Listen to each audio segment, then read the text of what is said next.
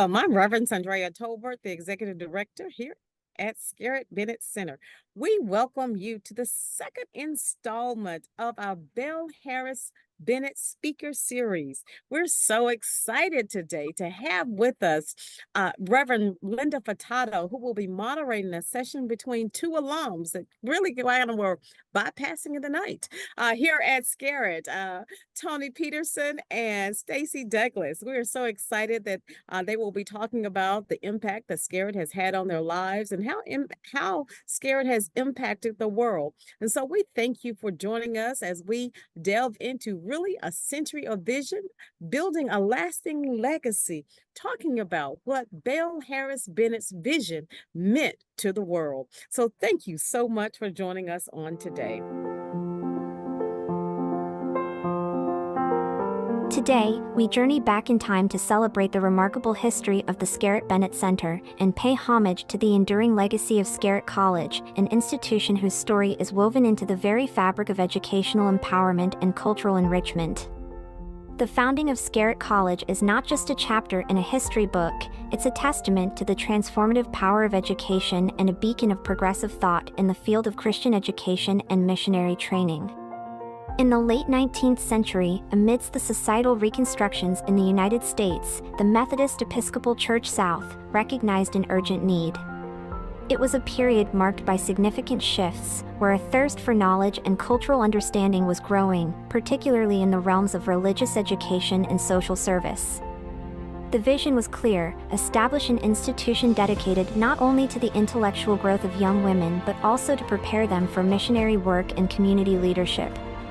This vision came to fruition in 1892 with the establishment of the Scarritt Bible and Training School in Kansas City, Missouri. Named in honor of Nathan Scarritt, a pioneer in the realm of community involvement and Christian commitment, the school was a progressive leap forward. It represented hope, opportunity, and responsibility, the chance for women to learn, grow, and lead in areas previously beyond their reach. But the story didn't stop there. With a continued expansive vision, the institution relocated to Nashville, Tennessee, in 1924, re-emerging as Scarritt College for Christian Workers. This move signified more than a change of address; it marked a profound deepening of its mission. The college bravely delved into social issues of the time, intertwining religious education with courses in race relations, economic justice, and international issues, promoting a holistic approach rarely seen during that era. This dedication to intercultural understanding and the promotion of peace and justice formed the bedrock of the college's ethos. Scarritt became a nexus where diverse voices, cultures, and religious traditions could converge in a shared pursuit of knowledge and service. Here, women were not just students, they were trailblazers, shaping their destinies, and in turn, impacting communities, societies, and nations. As we reflect on the founding of Scarritt College, we realize that it is more than a monument of the past; it's a continuing inspiration, reminding us that education, at its best, is a courageous and transformative force, one that not only enlightens minds but also empowers individuals to embark on a journey of meaningful change in the world. For many decades, Scarritt College was a hub of education and advocacy. However, as the years passed, the world changed, and the college saw a decline in enrollment, like many such specialized institutions in the late 20th century. The economic pressures and shifting landscape of higher education led to the college's eventual closure in 1988. It could have been the end of an era, but the legacy of Scarritt was too potent to disappear into the annals of history. We knew that the college was shaky. We knew, and by then it was a graduate school. It had dropped its college status. And it was talking about future. And we knew it was talking with various seminaries about what future plans might be. And we were watching very closely about what was happening because we knew we had a claim on the property. That we is an editorial we, meaning women's division. When I received the call from Dr. Welch saying that the board had made their decision to sell the campus and move to Duke, I knew we had a lot of work ahead of us. The Women's Division exercised its legal right and gained ownership of the property on June 1, 1988. They began renovating and remodeling many of the buildings. Assets of the college were used to establish the Scarritt Foundation, which entered into relationship with the Women's Division to create what is now Scarritt Bennett Center. The Scarritt Bennett Center name honors the founders of the original Scarritt Bible and Training School, Dr. Nathan Scarritt and Belle Bennett. The new name recognized the leadership contribution of women and became a symbol of the new program as Scarritt entered its second century. The transformation from Scarritt College to the Scarritt Bennett Center marked a renaissance period for this historic institution. Rather than closing its doors, the center opened them even wider to a more inclusive and diverse audience. It transitioned gracefully into a nonprofit education and retreat center, committed to promoting social justice, equality, and empowerment of individuals from all walks of life. While it might be simpler to define Scarritt Bennett by what it is, perhaps the truest representation of its essence is found in what it does, in the lives it touches, and the changes it cultivates. Our commitment to social justice, a thread that runs intrinsically through every program we offer. Through events, workshops, and panels, the center engages both the mind and heart, challenging participants to confront systemic issues such as racism, sexism, and economic disparity. We don't just encourage passive observation, we foster active participation, dialogue, and, indeed, confrontation with difficult truths, providing the tools and knowledge necessary to effect change. Education, specifically with an emphasis on women's empowerment, represents another pillar in the foundation of the Scarritt Bennett Center. We hold steadfast in the belief that empowering women is not merely a matter of rights but a pivotal strategy in social and economic development. Through leadership programs, educational workshops, and supportive community development, the center provides a springboard for women's voices and leadership capacity. What sets the Scarritt Bennett Center apart is perhaps our community approach. It's not just an institution for individuals but a collaborative, communal effort. Volunteers, local leaders, and global thinkers alike converge in this nexus of thought and action, contributing to a vibrant community that believes in the transformative power of collective action. The Scarritt Bennett Center is more than its picturesque campus, it's a microcosm of the world we strive for. A world of equality, justice, and mutual respect. Every workshop, program, or retreat is a step towards that future, and everyone is invited to partake in this journey. Whether you're here to find your voice, strengthen it, or lend it to others who might not yet have found theirs, you're exactly where you need to be. We attempt great things for God, and we expect great things from God. Welcome to today's session of the Belle H. Bennett Speakers Series. We are honored to endure in this legacy, continuing the work of Belle Bennett, a trailblazer for women's rights and a profound advocate for education and social justice within the Methodist Episcopal Church South, which has journeyed on through into today with us here.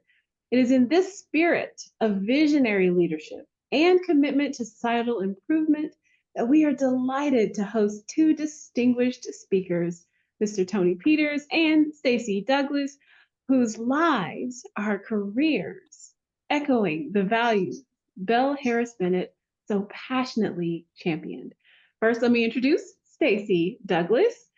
Stacy is a native of Leakesville, Mississippi, has an extensive background in church music and pastoral ministry, holding degrees from the University of South Alabama, and Scarritt Graduate School, along with a Master of Divinity from Drew University, and currently serving as a pastor at First United Methodist Church in Brookhaven, Mississippi. Stacy embodies the integration of arts and spiritual leadership, fostering community and spiritual growth for music, and his ministry overall as a pastor. So his journey from a diaconal minister to an elder in the Mississippi Annual Conference of the United Methodist Church exemplifies his deep commitment to faith and leadership. Joining him with us today is Mr. Tony Peterson, also a graduate of Scarritt Graduate School, who has carved a significant path through Christian education, diversity, equity, inclusion, and justice work initiatives, and career coaching. And Tony's work spans from teaching Christian ethics and Bible survey to engaging in global diversity efforts, impacting communities and organizations in North America and beyond. So note that one thing I appreciated, that his TED Talks, I'm all about a good TED Talk, and TED Talks that he has done on racial understanding and his ongoing efforts to promote equity and justice reflect his dedication to creating dialogues that bridge cultural and racial divides, much like Belle Harris Bennett's approach in her time. So today, they join us to discuss, I won't talk as much, I promise, how their education at Scarritt has inspired them to lead with missional excellence, embodying the values of social justice, community building, and education. Their careers resonate with Belle Harris Bennett's legacy of pioneering change and promoting higher education and professional growth among those dedicated to serve society. So let's dive in. And with their insights, I hope we'll have some great conversation. Thank you guys for joining us. I know we had a rough start when we first started to do this. And so I thank you for coming back. And I'm glad we had this opportunity to have this conversation. To get us started, I'm going to ask you both that question that we started with the other day or earlier. And here it is. And who wants to go first? I'm going to let Stacy go first again. Okay. All right. So I'm going to ask, could each of you share what brought you to Scarritt and how your educational journey at Scarritt has shaped your personal and professional ethos, those foundational lessons of Scarritt that carried you into your everyday work? Yeah, well, first, thank you. Thank you for the invitation to talk for a minute. Mine started as a choral conducting major, needing a choir and going to a local church while I was an undergraduate student. And then it was United Methodist. I grew up United Methodist. And because of that, rather than using my K through 12 teaching certificate, I stayed on staff, and Scarritt sent representatives to Mobile, Alabama, to a district church meeting to talk about students and Scarritt, which I'd never heard of. But I knew I had a call, and so I attended that and found out about this wonderful place that really met two of my needs at that point in life. More the idea of, because I thought I had a call into ministry, but to find this place where I could also pursue music. And so I ended up at Scarritt because of that, and finished the Master in Church Music and was a little tired of college. But Scarritt equipped me, my time there, through the campus alone the first time that I saw it, and faculty and staff and the student body. And every day, almost every day, there's some aspect of Scarritt that resonates within me. And especially, I said this earlier, attempt great things for God, expect great things from God. So that's how I ended up there. That is so Scarritt. And I was even going to bring that phrase up later, but you beat us to the punch. Yeah. That's awesome. I love the rootedness. All right, now, Tony, it's your turn. Yeah, I as Stacy was speaking, and Stacy, thank you for that. But as he was speaking, I went further back than I intended to go in terms of how I got to Scarritt. And I want to go way back to being a teenager and teaching Sunday school, because I was a Christian educator at 14, teaching Sunday school at 14.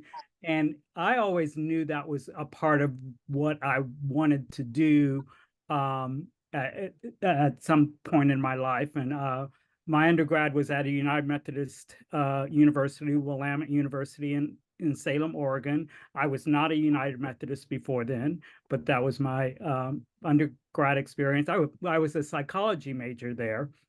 And so the work that followed was a mixture of youth ministry and counseling. And that brought me to Nashville to work in a group home here in Nashville church-based, but really church-based in the sense that it was missional, it was attached to a denomination, but we're dealing with folks who had no church background or anything like that.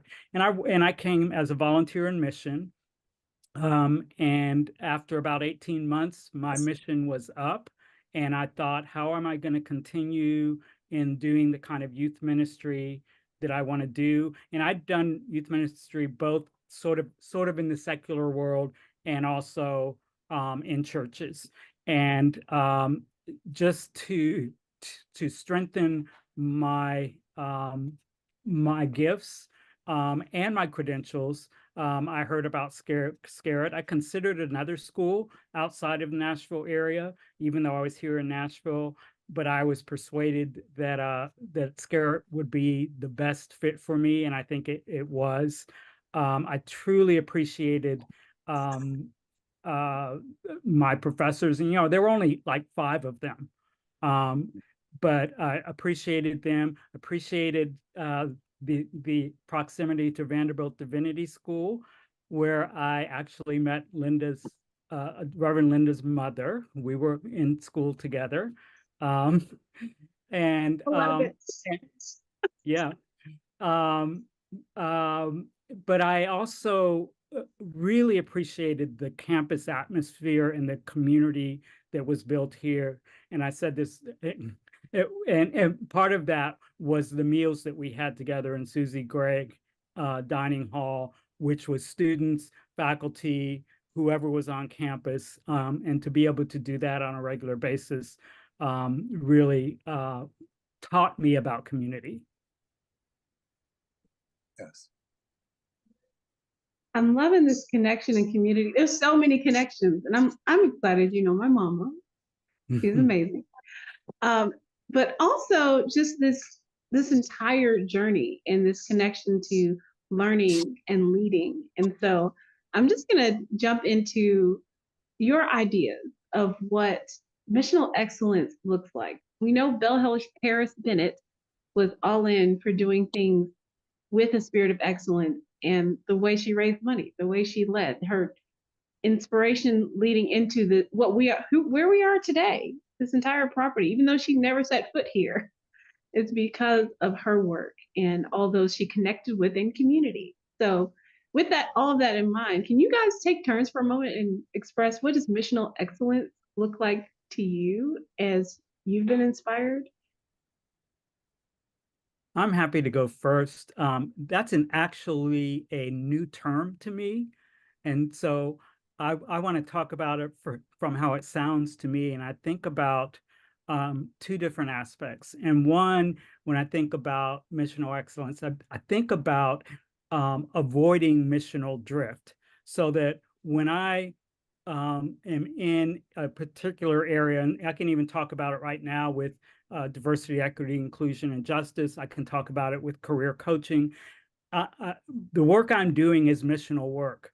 And if I lose sight of that, if I lose sight that I'm doing something that I'm called to do to make the world a better place, then I'm missing out on that missional excellence.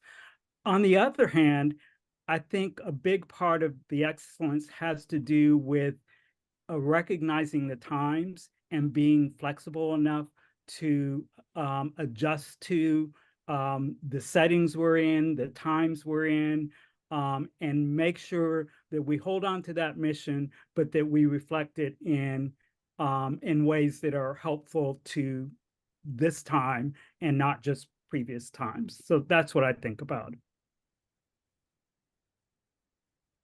I think you're spot on. You've kind of got a really good connection just from that language. That's a beautiful way that you've been able to interpret as inspired by your experience, which is the whole point of this conversation, really connecting with how you have been informed, enlivened, and inspired. All right, Stacy, so tell us a little bit about your perspective in light of this concept of missional excellence. It actually comes from a chapel service there in Whiteman Chapel. And I have to be honest, I did not attend chapel every week, but a friend, and I can't tell the whole story, but one of the professors from the Christian education department was speaking that day, the homily that day, and he used Matthew 25 with final judgment, sheep and goats, and I'd heard that my entire life, but what I heard him say was, this is the second Great Commission that Matthew speaks, or the first Great Commission, because in my mind it's lost. Of course, the church has always embodied, go ye therefore into the world at the end of Matthew, but he talked about, did you feed me? Did you clothe me? Did you visit me? And there's a friend dying laughing, because at that point, there's a conversation in our lives where Belle Bennett jumped out of a Christmas cake when he said, did you clothe me when I was naked? So anyway, they're dying laughing when this is broadcast, but it was a transformative moment for me, because I began to see the church differently, far differently than I had ever understood the church to be. And so that shaped how I would move into ministry, understand my call into ministry, and it's always before me in ministry every day. And so that's where I try to keep, even when I was a staff person, staff member, the congregation in mission mind. Is the only way that I know. Are we doing these things that we're called to do through Christ, loving our neighbor and feeding the poor and being very mission minded? So that's where mine comes from. But I know that the moment was very transformative for me, even though there's a lot of funny story built into my moment in that, but it continues to shape my life and to shape the ministry that Christ calls me to in servanthood. So very, very important understanding of Scarritt being a place where diversity was important. Who is my neighbor? What does my neighbor look like, sound like, and those aspects? And it's the body of Christ, as I discovered at Scarritt. Wow. So it sounds like both of you have very unique journeys that yet are deeply rooted in a lot of the tradition that comes from being a part of Scarritt and its graduate school experience for both of you. And I'm wondering about your current experience, your professional life, ministerial life, whether in direct or indirect ways. Stacy, in your musical training and pastoral leadership, Tony, in your diversity, equity, inclusion, and justice work, or your career coaching. Can each of you kind of talk a little bit about where you are right now, what you're doing, and how your work right now is inspired or impacted by your history at Scarritt Bennett or Scarritt College? I think it's my turn to go first again. Sorry. I continue to live out of nurture and equip, find the talents in the parishioners, the people who walk through the doors, grant them acceptance to be free to create, to witness through the talents and the gifts that they have. That's not the easiest thing to occur in parish life, because parish life is centered around budget and finances in the world that we live in, and a huge political divide in the world that we live in. And surely sexism and racism and ageism flourish seemingly in congregations. And again, if you're a United Methodist, the past few years have been less than fun. But still, every day I find myself in conversations saying, do this, try this. This is the third time over the many years that I've been in ministry. We just completed another art show, just asking parishioners to bring their paintings, bring their wood carvings, whatever, quilts. and opened it up to the community, and received greatly, wonderfully. And so you just try all the time to implement nurturing and equipping and saying, being a cheerleader, quite frankly, you can do this. Please come attempt great things for God, right? Do that. That's what I'm trying to say. So. Well, Stacy quoted scripture earlier, so I guess it's my turn to do that. No. From the Hebrew scriptures, think of Micah 6:8. What does the Lord require of you but to do justice, love kindness, and walk humbly with your God? I think about that justice piece at Scarritt, and I cannot say with honesty that I was focused on that justice piece at Scarritt. That was a part of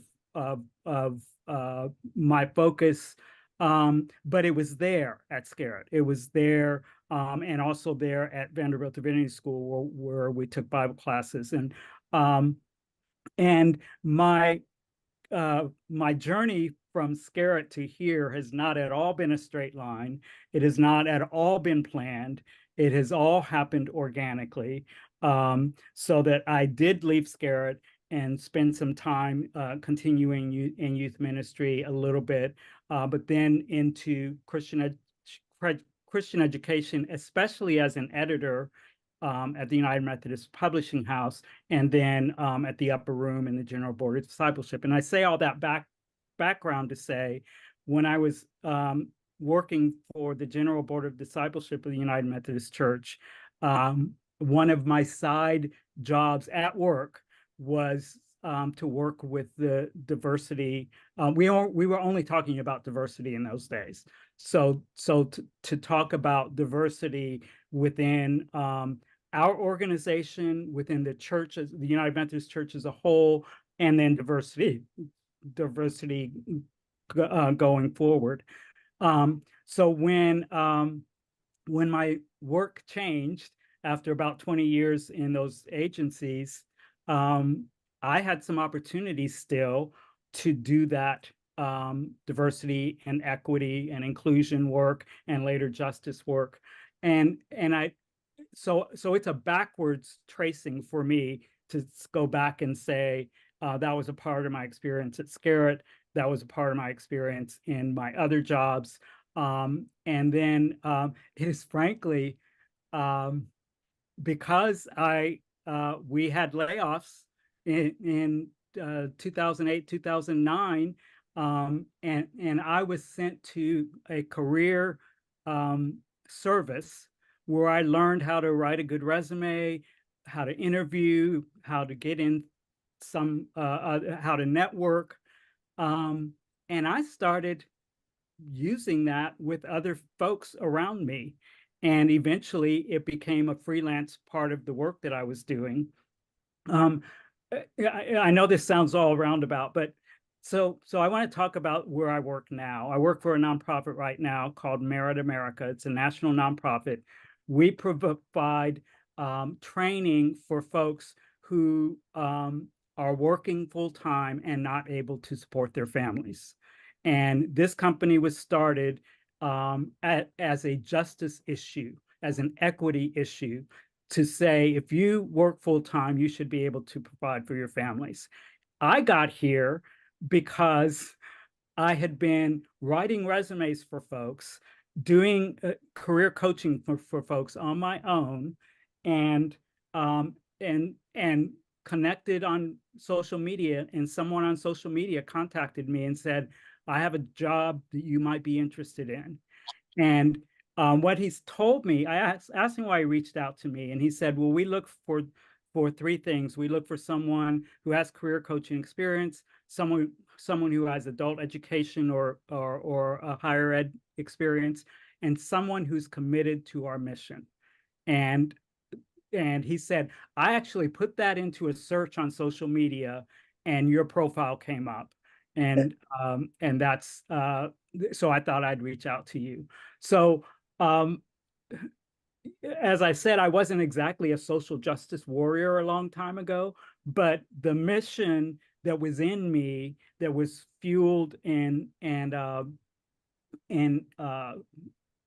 sparked, not sparked, but fueled by Scarritt, is still in me. And that's how I make decisions going forward for my career and for my life.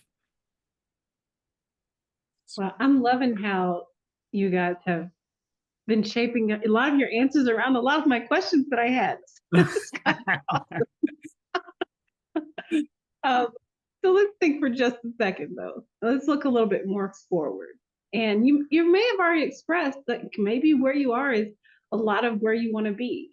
But consider for a moment for me and think out loud, if you will, of what it looks like in your roles or your desired futures and how you're going to evolve in the next few years, 5 years, 10 years, and what those new initiatives or projects might look like that you're excited about when it comes to that which inspires you as graduate of Scarritt College.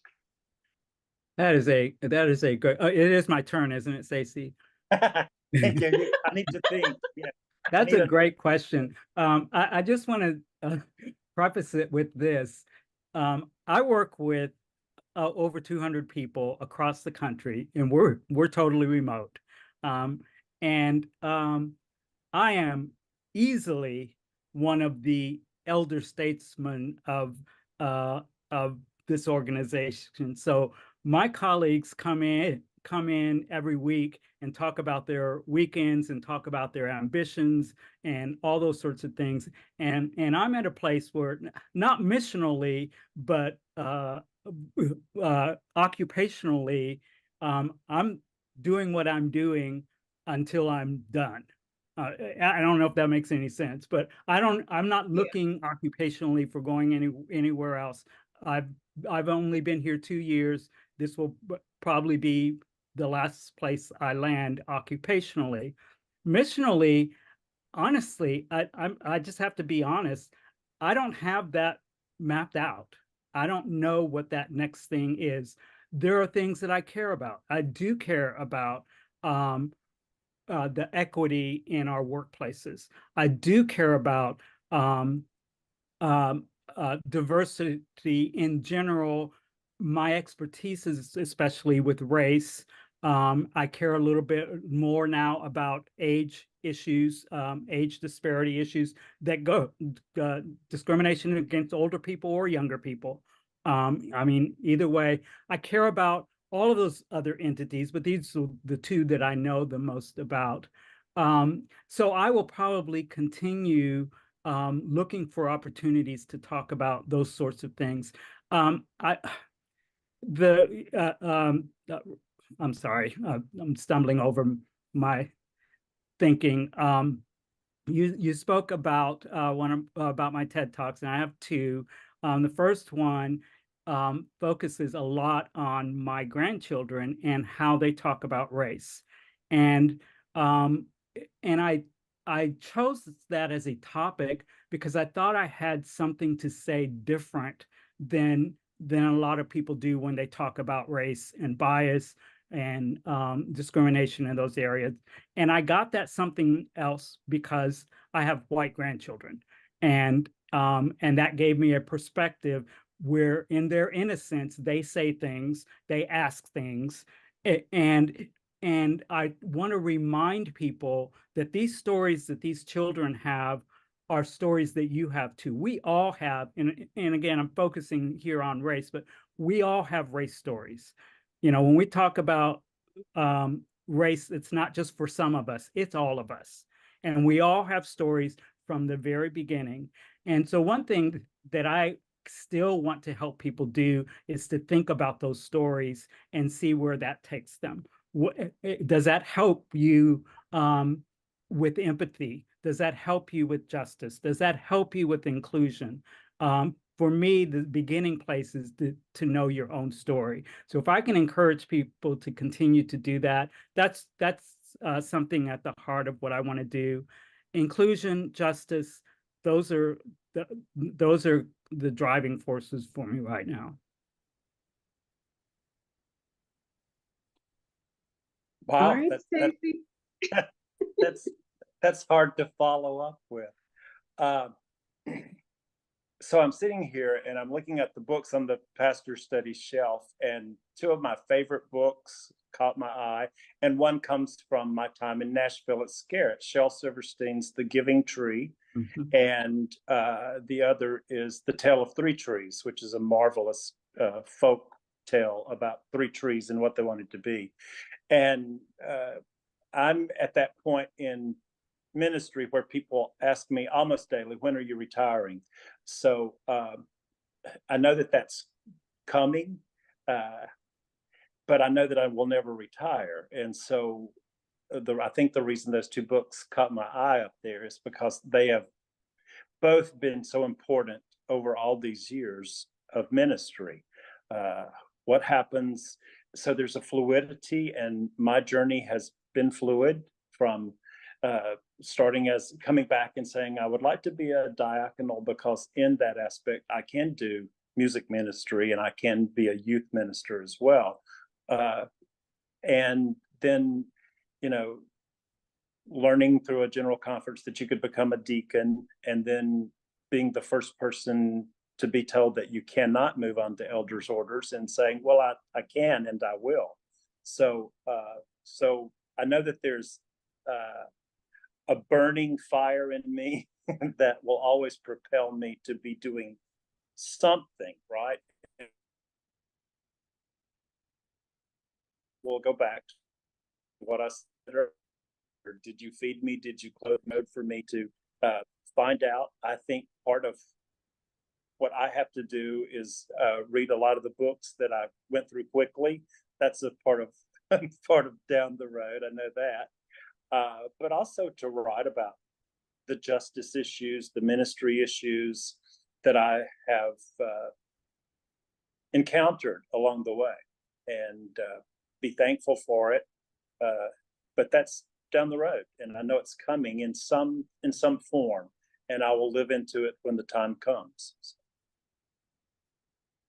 Amen. Amen. You guys are pretty cool. I'm excited about all that you've been sharing and what the future holds for each of you. I know that my mom, God bless her, she's retired, and I think she's retired like 4 times now from the same pastoral life job. And I wonder, is she really? But yet has a heart for the ministry and is likely going to fill a pulpit here and there, left and right, even if she doesn't pastor her own church again. And there's something about that drive, that call, that intentionality of hearing, heeding, and moving forward, even when it seems like closure is ahead. Mm-hmm. And so as we kind of wrap our time together for today, I just want to know a little bit of fun about each of you. Something about knowing personalities can help us to remember a conversation or an engagement with the other. And so tell me something that brings you joy. And if you've got a favorite scripture, let's go ahead and share that with the body. I think we're back to me, right?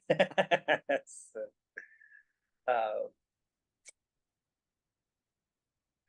walking in the woods or even around the block brings me great joy. And I put my earbuds in, but I'm really not listening to anything. That's just to make people assume that I'm listening to something.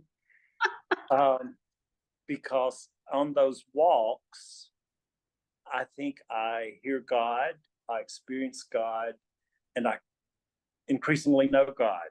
And so that is joy. It's a strange way of defining joy. I know that, but that's one aspect of what brings joy, into my life. So it's that communion that takes place with all of creation. So that aspect, and of course, the many, many varieties of music that I enjoy, which are continuously playing in my mind or on the CD, always. So, and whatever someone asked me Sunday night, what do you listen to? And I said, well, I listen to everything. So it's not one thing, but there's something about every day. Maybe it is jazz today, but tomorrow it may be something else. And so I am always looking up and down the list of CDs to pull yet another one out. So that the scripture that is literally to be placed on my headstone is the Nunc Dimittis. Lord, now let thy servant depart in peace, for mine eyes have seen thy salvation. And so that's what, when I come to the end, that's what I want, to hear, well done, good and faithful servant, which goes back to Matthew 25. So anyway, it's an interesting journey. Well, Stacy, I'm glad you went first because you talked about music and I wasn't thinking about the joy that music brings me. I also have eclectic tastes, and so that's one thing that brings me joy. But my real answer is specifically spending time with my wife and with my grandchildren. We have the great advantage, partly because of my job. My job is really flexible. We have the great advantage of getting some of our grandchildren to and from school every day. And so we see them every day.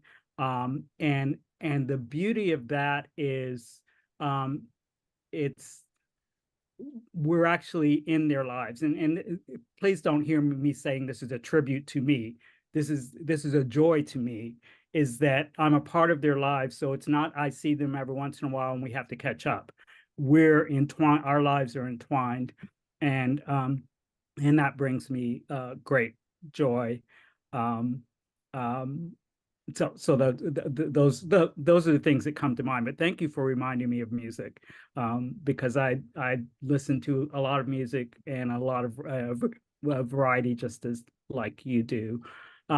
I just want to go back to that same scripture that I mentioned before, the Micah 6:8, because that's sort of where my life is right now, wanting to do justice, love kindness, and walk humbly with God. So that's kind of my life right now, my desire right now. All right. Well, we are going to wrap this up for today. Thank you, both of you, for sharing your stories and your experiences and your hopes and aspirations. And one thing that we were already reminded of very early on is these words above one of the archways here on campus at Scarritt that says, attempt great things for God, expect great things from God. And so as we take on these words of wisdom, I'm now going to invite our executive director, Reverend Sundrea Tolbert, to close us out with some thank yous likely, but also just some highlights of what's happening now here at Scarritt Bennett and what is to come, that you might continue to be a part of this work with us as well, right where you are. So, Sundrea, take it away. Thank you, Reverend Furtado and Mr. Tony Peterson and Reverend Stacy Douglas. This has been such an awesome experience this afternoon, and hearing how really your lives really have been intertwined, if you will. Something about the Scarritt experience that embeds the spirit of Belle, to try new things in a way that brings about community. And so as we are celebrating 100 years of the impact of that Scarritt has had on Nashville, we invite you. We invite you alum, we invite your friends, we invite everyone who's had a connection, if you will, with Scarritt, to come and celebrate with us all year long. But there's a couple of ways that we would love for you to do it. You're seeing Reverend Furtado with her Scarritt pen. You're seeing me with our Scarritt pen, our Century 100th pen. This is an opportunity for you to support with saying that you are a friend of Scarritt, a part of the legacy group.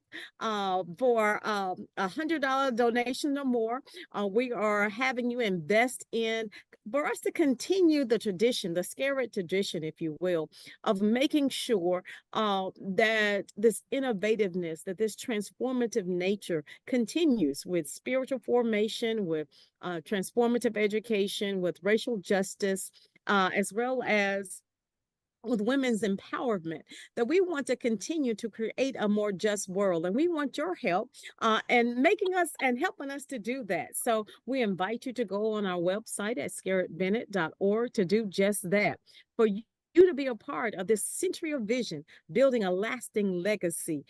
We want to do it together, and we want you to be a part of helping us most certainly have Scarritt around for, say, 100 more years. Yes, 100 more years. But please come and be a part of that. And these, as a part of that, one of the pieces that we're doing for the rest of the year are these conversations on the third Wednesdays of each month. This Belle Harris Bennett speaker series. Our next one will be June the 19th, if you will, and Reverend Kelly X will be conducting that one. And so we invite you once again to tune in on the third Wednesday of June to be participating in that one. And I think they're going to talk about some alum, maybe Sue Thrasher, I think is one of the ones that's going to be on that call. And they're going to talk about the impact that student life had during the civil rights movement here at Scarritt, that intricately involved with the campus grill protest right across the street. So they'll talk about a little about that and some other guests. I'm not going to give everybody away right now. And then as a part of continuing this global impact that Scarritt has had with the missionaries throughout the world, that we've partnered up with American Baptist College, who's also celebrating 100 years. We are partnered up with American Baptist College as well as Africa University in Zimbabwe to be a part of a transformative global leadership conference, as well as the Vanderbilt Divinity School, because we know a lot of Scarritt alums also we had that whole trifecta, if you will, between Scarritt and Peabody and Vanderbilt. So we've connected again with the Vanderbilt Divinity School, the Keller Miller Smith Institute, and so they'll be a part of us as well as we talk about the cross of the diaspora, the September the 5th through the 7th. We invite you to log on to scarrittbennett.org to be a part of that conference. Registration is up and live, and we're excited about it. I believe we're ready for you to go ahead and register and be a part of that.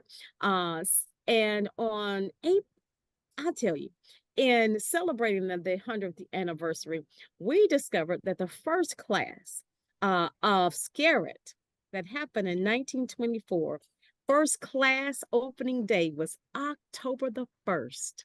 And with that, we're going to have a worship service, just like they did October the 1st. We're going to have a worship service on October the 1st to celebrate how Scarritt came to be. So we will do that on October the 1st. We invite you for our Century Worship to be a part of our Century Worship on October the 1st. And of course, alumni, friends, and everyone else that have connection and are friends of Scarritt, we invite you to be a part of the Homecoming 100th celebration, October the 17th, 18th, and 19th. If you have been in any program at Scarritt, we want you to be a part of that. We know that there was rural missions. We know that there was church music, that we know that there were some other certificate programs that were also the Belle Harris Bennett Fellows. We want to bring everyone back to Scarritt during that time frame. So again, visit our website at scarrittbennett.org for all of these things to get more information. Thank you so much again, Reverend Stacy. Thank you, Mr. Peterson, and thank you, Reverend Furtada, for such a warm conversation this afternoon, how we've been talking about this missional excellence and how it shows up in different ways across the globe. It shows up in different ways of how we live out this learning and leading. And again, thank you, and please stay tuned for more as we attempt great things for God and expect great things from God. God bless.